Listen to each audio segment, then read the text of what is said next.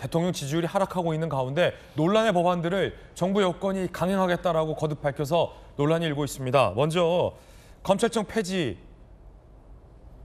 정부 조직 법안을 9월 25일에 강행한다는 방침입니다.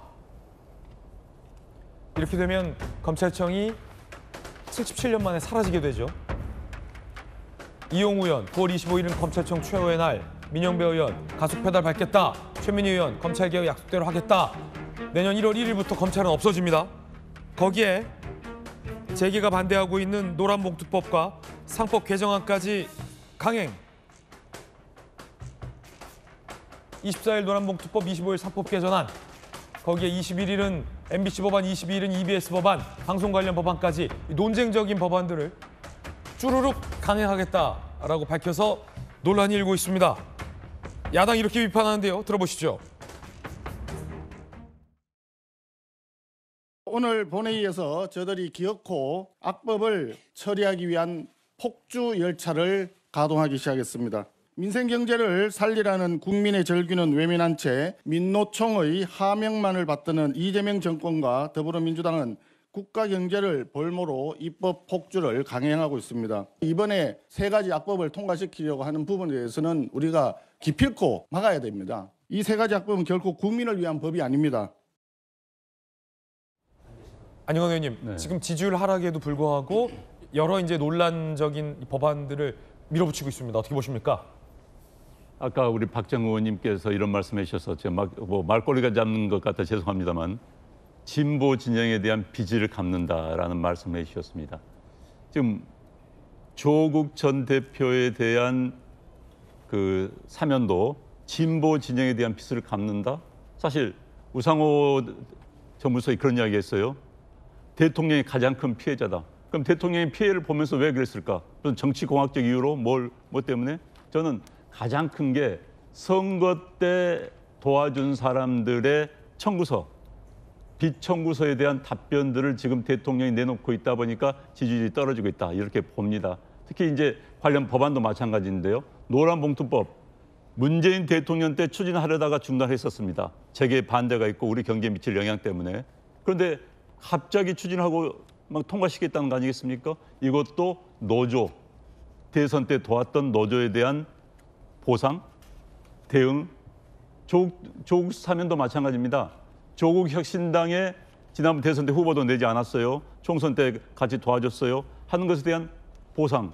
그러니까 결국은 국민을 위한 정책이라보다는 그동안 빚졌던 것에 대한 보상이 아닌가. 이것 때문에 지지율이 떨어진 거 아닌가 이런 생각이 들고요. 특히 이제 검찰청 폐지 문제는 전 굉장히 헌법적인 사안입니다.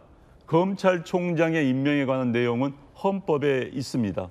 헌법과 관련된 사안인데 그다음에 대한민국의 검찰청은 48년도에 만들어졌습니다. 지금 77년이 지났나요? 77년 동안 지속되었던 대한민국의 검찰청을 폐지하려면 상당히 국민적인 공감대, 수기가 있어야 되는 겁니다. 저도 대한민국 검찰 문제 많다는 거 인정합니다. 기소권의 과도한 남용, 별건 수사, 비사실 공포, 지금 야당이 주장했던 것들 저도 상당부 인정합니다. 지금 특검이 또 그걸 그대로 흉내내고 있는 것도 사실이고요. 그렇기 때문에 검찰청, 그렇다면 검찰청을 어떻게 해야 될 것인가에 대한 여러 이야기가 있어야 돼요. 지금 수사청과 기소청을 나눈다. 어떻게 나눌 것인가? 그 수사청은 결국 검사들이 가서 할 수밖에 없는 겁니다. 그럼 그 검사들이 똑같은 그동안 배워왔던 그대로 한다면 또 어떻게 할 거예요? 수사청 위에 국가수사위 만든다. 경찰청 내에는 경찰위원회, 국가중대수사본부, 공수처, 이만 수사기관들 어떻게 할 거예요? 지금 무조건 나눈다고 해결되는 게 아니다. 저도 검찰에 대한 개혁을 반대하는 입장은 아닙니다만은 국민적 공감대와 함께 충분한 수기를 거쳐서 해야 되는 겁니다. 이것을 마치 군사작전 밀어붙이듯이 추석 전에 하겠다. 정청래 대표인가요? 추석 때 국민들은 무슨 좋은 소식을 들을 것이다. 그건 아니고요. 지금 검찰의 의견, 사법부의 의견, 법원의 의견도 들어봐야 되는 겁니다. 그리고 많은 국민들 의견을 거쳐서 이 검찰 문제를 해결해야 될 뿐이지 자기들이 과거 검찰에 당했다. 이재명 대통령이 검찰 희생자다. 그건 말이 안 되는 거고요. 아니 법원에서 검찰 희생자라면 법원에서 구제해 줄 수 있는 겁니다. 아까 조국 전 대표가 20, 30대가 자기를 이해하지 못할 것이다. 그 말을 들으면서 좀 웃었습니다. 정치 검찰의 만행 때문에 자기가 구속됐다고 했으면서 20, 30대가 이해해주지 못한 거다라고 이야기한 것은 결국 자기 죄를 인정한 거 아니겠습니까? 이 30대가 나를 내 죄 지은 것을 용서하지 않을 거야 인정한 거 아니겠습니까? 자기 모순적이다. 그렇죠. 자기 모순적이죠. 그래서 무조건 정치검찰 하면서 비난하기 이전에 검찰을 어떻게 바꿔야만이 국민 전체 이익에 도움이 될 것인가를 심도 있게 논의를 해야 되는 겁니다. 저는 자꾸 대통령한테 이런 이야기를 해주고 싶어요. 열성 지지자들을 넘어서라.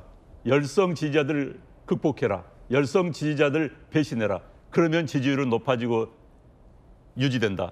룰라 대통령 이야기를 제가 지난번에 한 것 같습니다만 룰라 대통령이 쉽게 노동자 출신입니다. 노총 출신입니다. 그럼에도 불구하고 친기업 정책을 썼습니다. 그래서 룰라 대통령이 퇴임 시 2010년 퇴임할 때 지지율이 87%였습니다. 압도적이었습니다. 그러니까 이런 것을 본받으면은 네. 글쎄 진영을 위한 법, 진영을 위한 정책을 넘어서서 국민 전체를 위한 정책, 법안을 고민해 줘야 할 것입니다. 예, 박정우 의원님 어떻게 생각하십니까? 네, 우리 안영환 의원님 말꼬리 잡는 것 같아서 죄송한데요.